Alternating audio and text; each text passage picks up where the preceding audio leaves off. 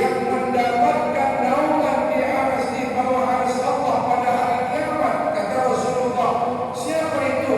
Imamun adil, pemimpin yang adil, pemimpin yang betul-betul memimpin karena integritasnya, karena kemampuannya, karena keahliannya. Makanya Rasulullah SAW bersabda, "Iza musidal amru ila ghairi fantazrisa." Kalau satu urusan diserahkan kepada yang bukan ahlinya, tunggu kehancurannya. Hari ini Indonesia hutangnya lebih dari 7.000 triliun, Pak. Jumlah penduduk Indonesia 275 juta. Kalau 7.000 triliun dibagi 275 juta rakyat Indonesia, satu orang menanggung kurang lebih 28 juta utang, Pak. Allah Akbar. Ya, kok takbir. Ini kondisi kita. Sebab itu kontrol syahwat. Yang kedua, syahwat itu kalau dibiarkan dia akan merusak semua orangnya. Sampai kita masuk ke liang kubur baru selesai. Hatta zurtumul maqabir, sampai dimasukkan ke liang kubur baru selesai. Apalagi kecenderungan syahwat itu, kata Allah, jama'an malan wa adada. Orang itu kalau memperturutkan syahwatnya, jama'an malan, kerjaannya mengumpulkan harta. Coba lihat orang kalau kerja. Saya pernah tinggal di Jawa. Ada pedagang di pinggir masjid. Itu jualan 24 jam. Selesai sholat subuh saya tanya, "Mas, ini saya nggak nutup-nutup." Ya, saya bilang, "Ya, saya jualan 24 jam Ustaz." Terus kapan tidurnya, kapan istirahatnya? Ya gantian. Kadang pagi istri saya sampai jam 6, dari jam 6 sampai subuh saya ada. Bahwa manusia itu begitu, jamaah malam, kerjaannya mengumpulkan harta. Kalau sudah demikian, kata Allah dalam Al-Quran, wa'adada, lalu dia menghitung, mencari, mengumpulkan, menghitung. Kalau sudah menghitung, tidak ada kata-kata cukup, tidak ada kata-kata puas. Makanya dijelaskan oleh Allah dalam Al-Quran tadi, hatta zurtumul maqabir, sampai kita masuk ke liang kubur baru selesai. Inilah syahwat yang paling sulit kita kontrol dalam diri kita. Makanya Rasulullah ingatkan kepada kita, nikmat dunia ini ibarat kita mencelupkan jari telunjuk di dalam air laut. Begitu kita angkat jari telunjuk, menetes air laut. Tetesan air laut yang turun dari telunjuk kita, itulah kebahagiaan kenikmatan duniawi yang dibagi miliaran makhluk. Sementara lautan samudra, kata Rasulullah, nikmat akhirat yang dijanjikan oleh Allah Subhanahu wa Ta'ala. Sebab itu, mari kita kontrol syahwat kita. Tidak ada salahnya kita berpuasa, karena kekuasaan itu lebih efektif daripada sekeranjang kebenaran. Segenggam kekuasaan itu lebih efektif daripada sekeranjang kebenaran. Kalau kekuasaan itu dipegang oleh orang yang ahli, orang-orang yang berintegritas, yang berpengalaman, maka akhirnya keadilan sosial bagi seluruh masyarakat dirasakan. Tidak ada salahnya umat Islam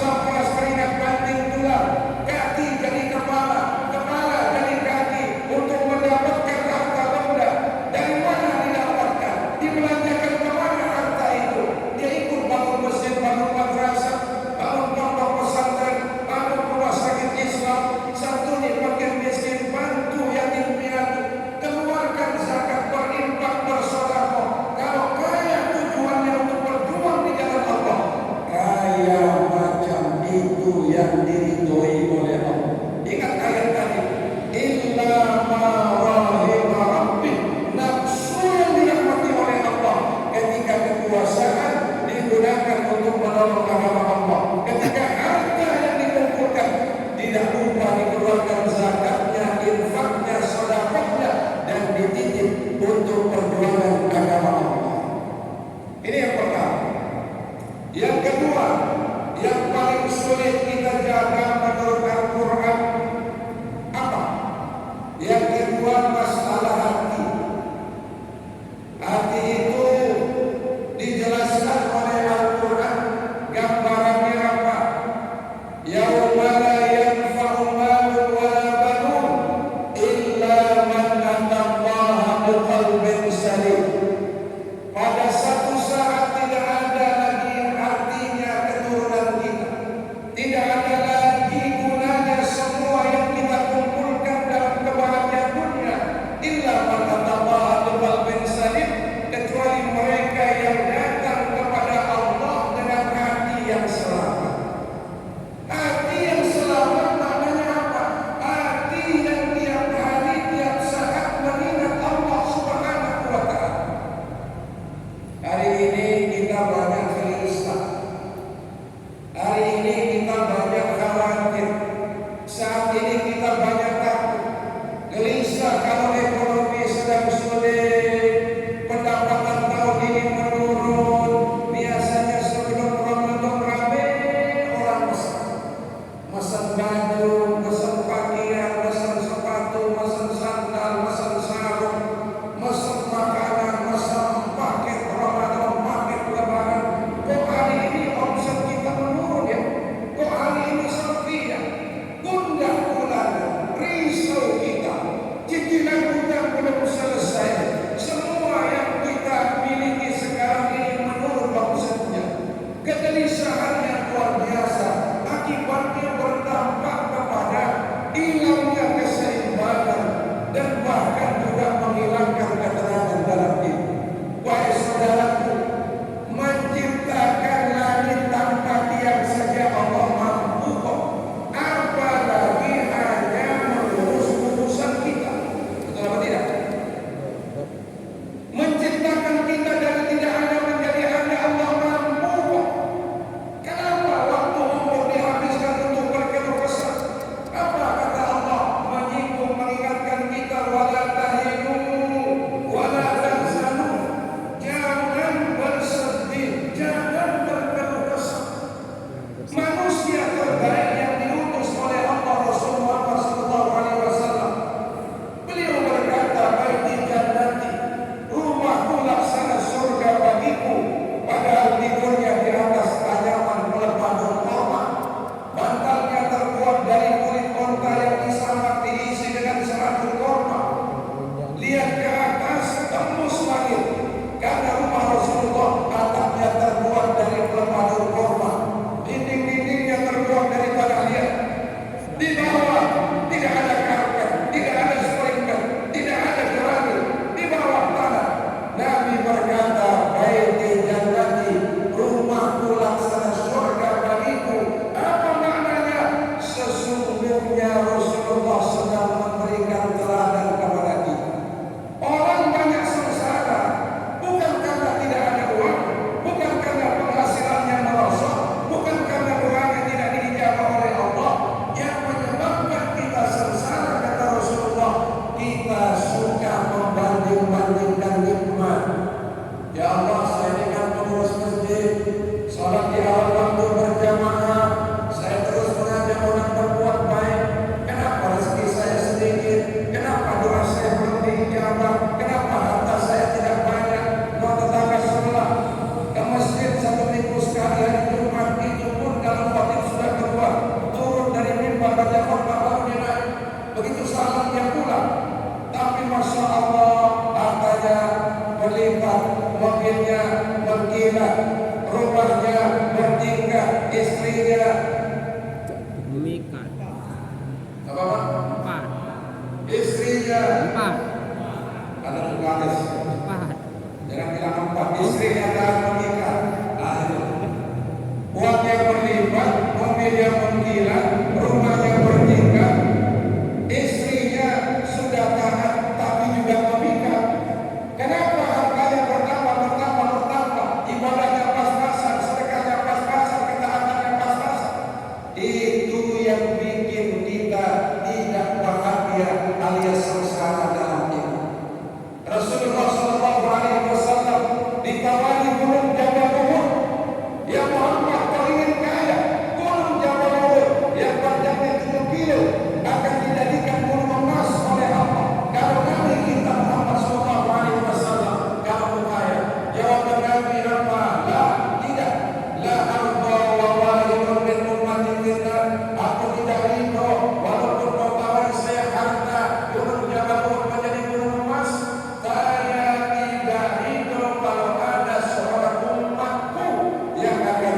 mengalir ke dalam neraka-Mu ya Allah. Itu kata Nabi. Sebab itu banyak di antara kita sengsara bukan karena kekurangan harta benda, bukan karena doa kita belum diijabah oleh Allah. Kadang-kadang kita sering dan suka membandingkan nikmat yang ada pada diri kita dengan nikmat yang ada pada diri orang lain. Itu kesengsaraan. Makanya kalau menjadi orang yang paling bahagia, apa kuncinya kata Nabi? Kita harus menerima apa yang diberikan oleh Allah saat ini kepada kita.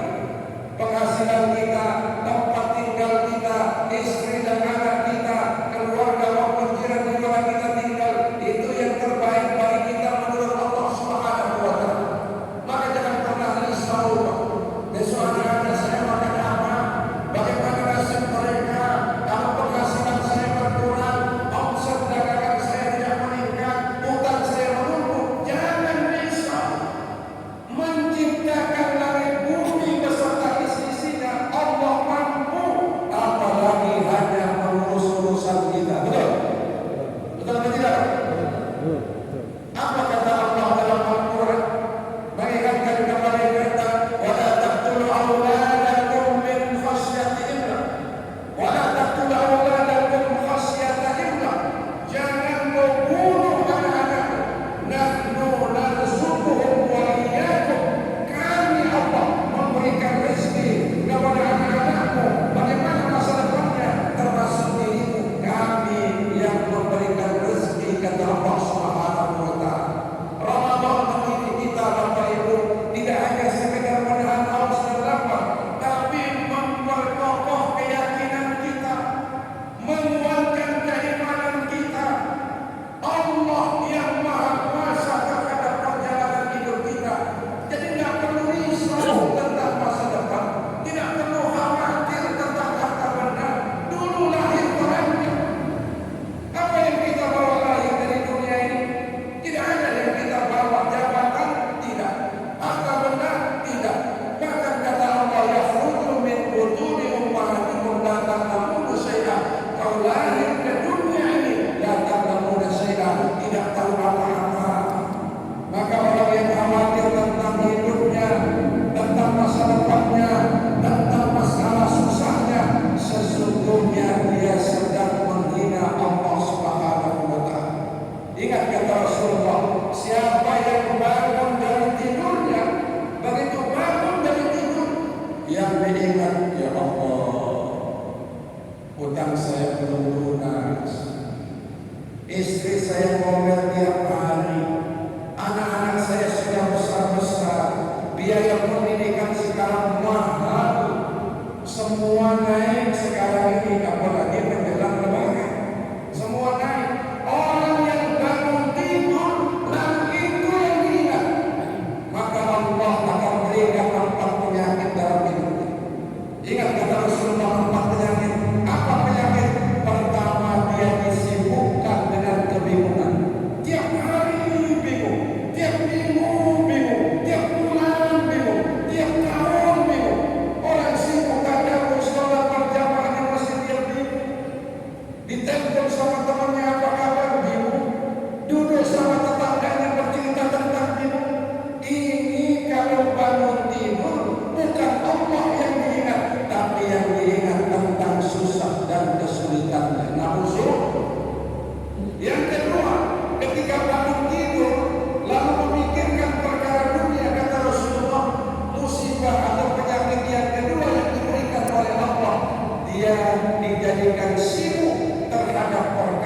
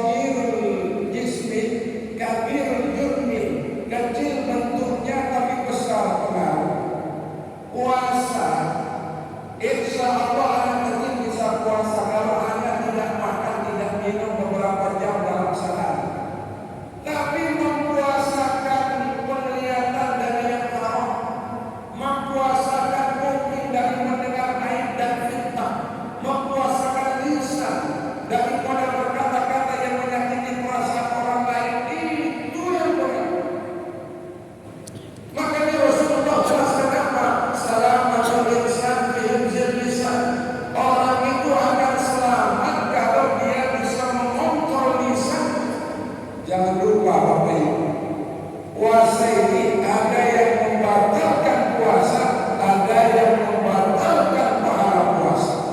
Kita nggak minum, kita nggak makan, kita tidak jima di siang hari di bulan Ramadan, tapi mata melotot melihat sesuatu yang haram, kuping kita mendengarkan sesuatu yang tidak baik tentang orang lain, mulut kita tiap saat meronos di siang hari, memfitnah, mencaci maki, bergibah, menebar kebencian. Sah puasa, tapi kita tidak mendapatkan pahala dari puasa. Apa kata Rasulullah?